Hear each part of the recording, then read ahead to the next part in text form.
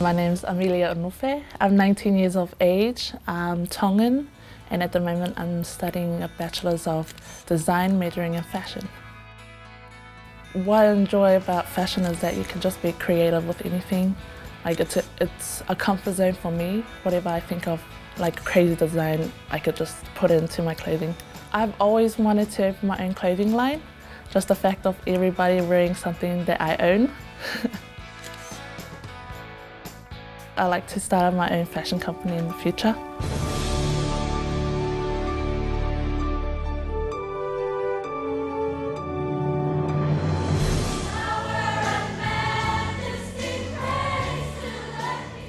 Back in primary, when we first heard of I Have a Dream, I didn't know much about it. I knew there was like fun and games after school. You can just go and then get extra help, have fun, and just be childish.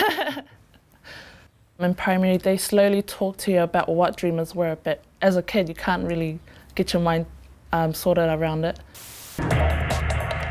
Welcome back, everyone. Work hard and you'll make it. That's what we like to tell our kids, but not every New Zealand child gets the chance to live up to their potential.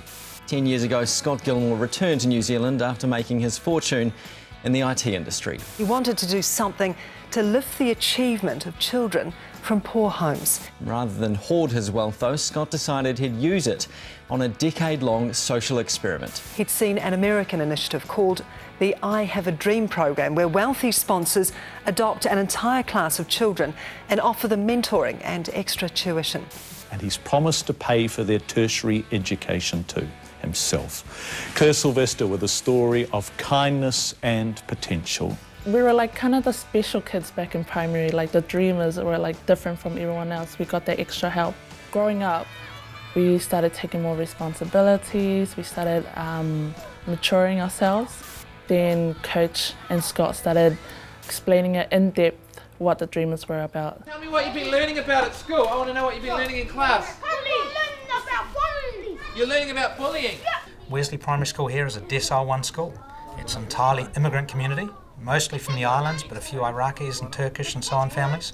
And these are people that often get left behind by the educational system. Then we had to grow up, be more adult-like students, and knowing what dreamers were kind of aiming for us.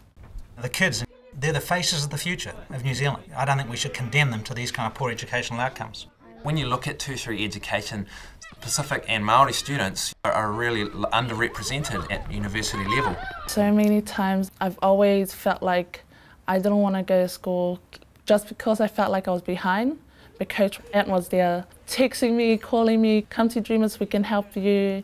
And I'm so stubborn. I'm like, no, Coach, I don't want to.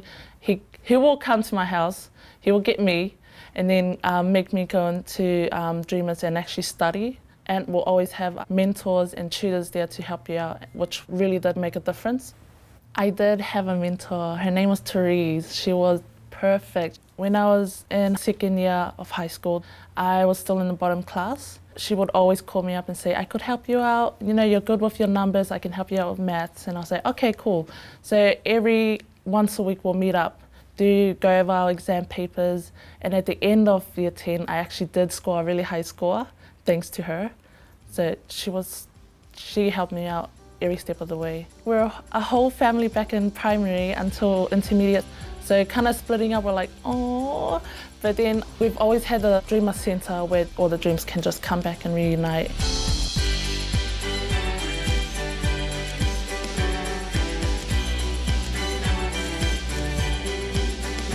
When I was a kid, back in primary, I always told Coach, I want to be a doctor, I want to be a nurse.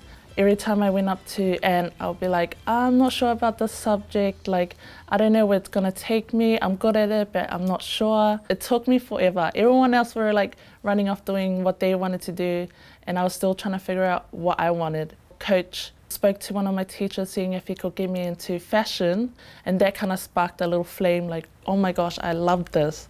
That's when I kind of felt the passion for fashion. If Coach didn't do that, oh my God, I wouldn't know what to do.